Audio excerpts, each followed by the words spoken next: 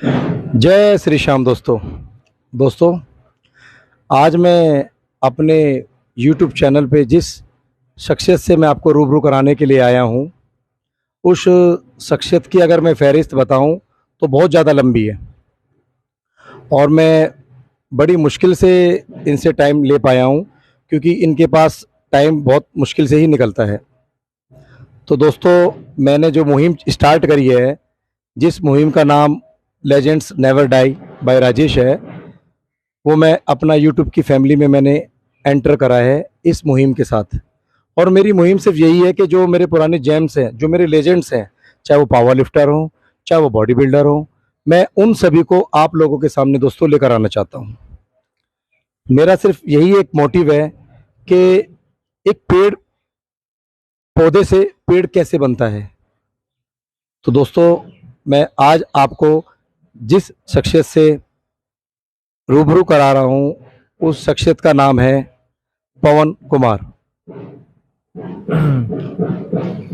नमस्कार साथियों, मेरा नाम पवन कुमार है और मेरा एक पी एकेडमी जिम है जिसकी 40 ब्रांच है और मैं नेशनल लेवल पे बॉडी बिल्डिंग जज हूँ IBBBFF में। और मैं समाज सेविक भी हूँ और बॉडी बिल्डिंग भी कराता हूँ, बॉडी बिल्डर को रेडी भी करता हूँ इंटरनेशनल नेशनल लेवल पे कंपटीशन के लिए।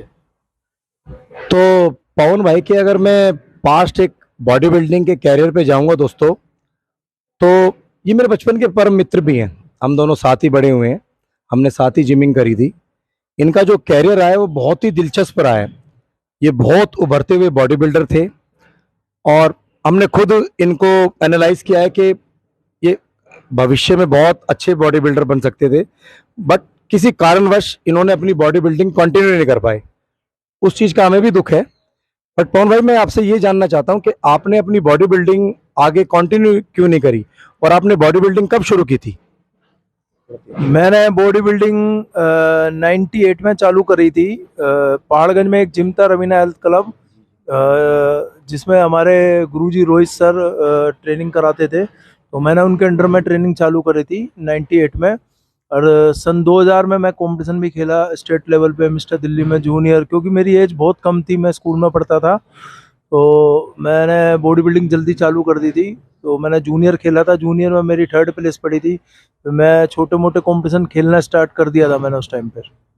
तो उसके बाद मेरे को लगा कि भाई मैं जल्दी ही, मतलब एक अखाड़े पे मेरे पिताजी पहलवान थे, तो मैं बहुत अच्छा जल्दी ही तैयार हो गया था। गुरुजी ने मेरे को जल्दी रेडी कर दिया था। तो मैं नेशनल इंटरनेशनल लेवल पे जल्दी ही पहुंचना चाहता था।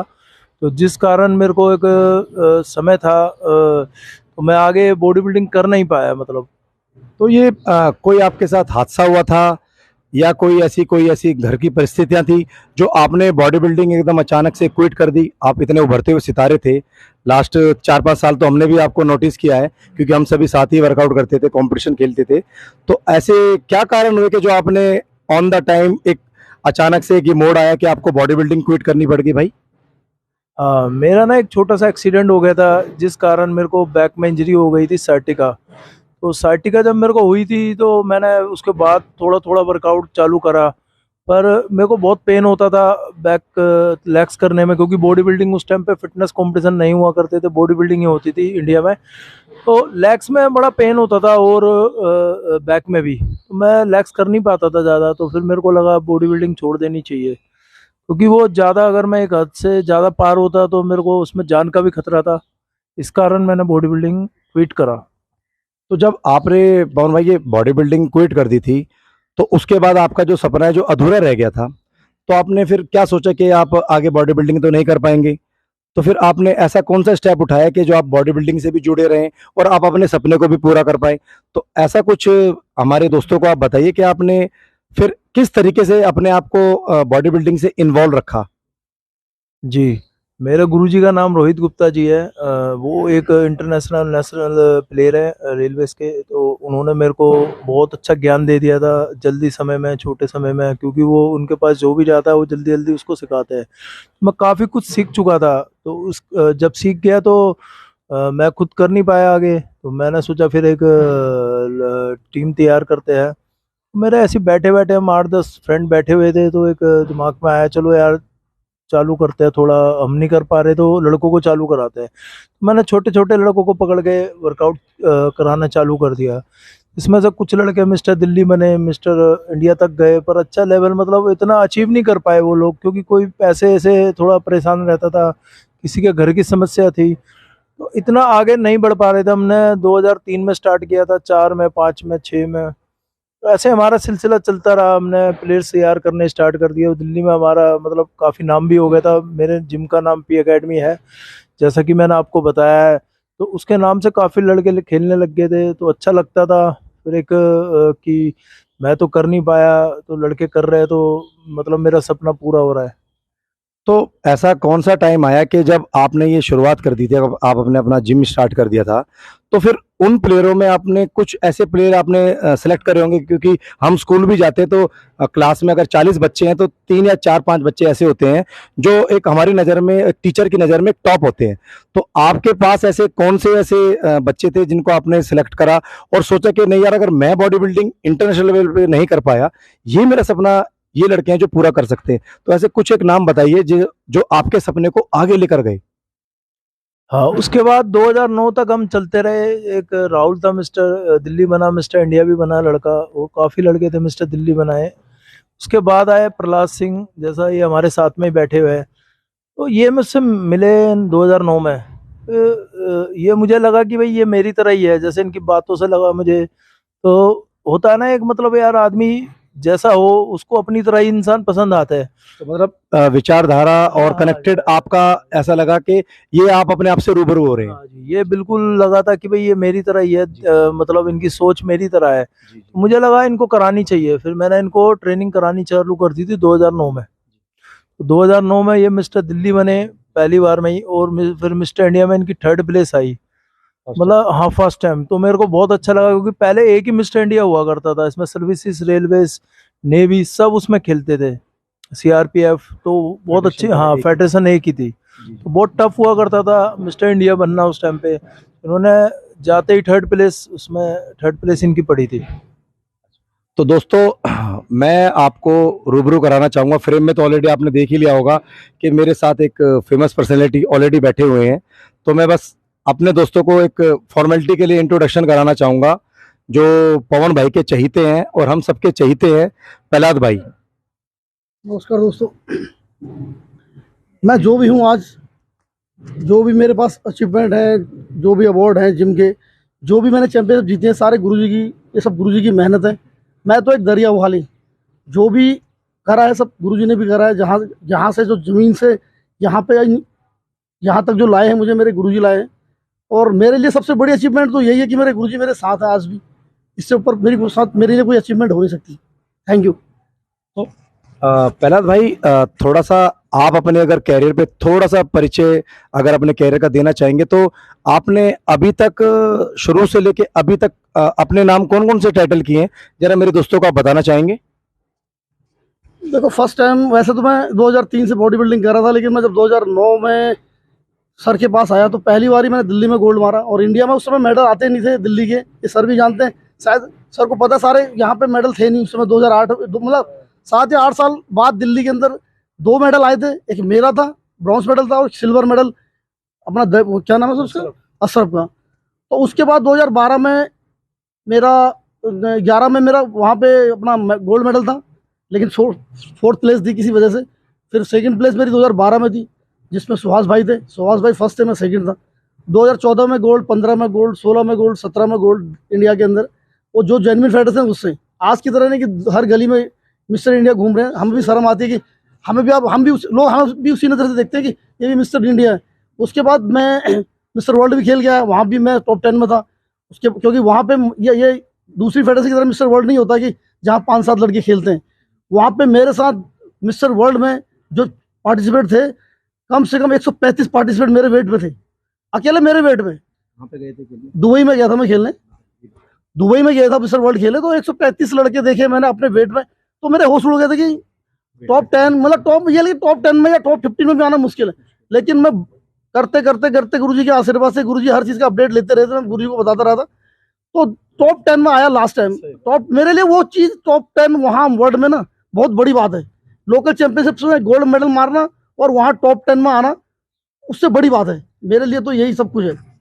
तो प्रहलाद भाई, आप कहना ये चाहते हैं जब आप दुबई गए थे तो पवन भाई आपके लगातार टच पे थे, मतलब आपको छोटी छोटी बातों के लिए वो बता रहे थे कि आज आपको क्या करना है, कल आपको क्या करना है, मतलब आपके वो लगातार टच पे थे दुबई के कंपटीशन में जब आप मिस्टर वर्ल्ड खेलने गए थे? ऐसा है कि मैं तो अगर पानी भी पीऊंगा तो सर से बिना पूछे मैं पानी भी नहीं पीता।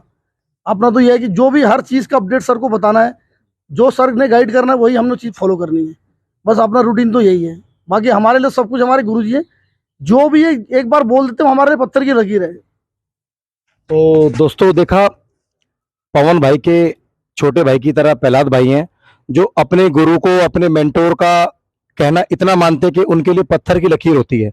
ये आज की जो युवा है, ये यूथ जनरेशन है, आप दोस्तों इन चीज़ों पे बहुत ध्यान दीजिए कि गुरु बिना ज्ञान अधूरा।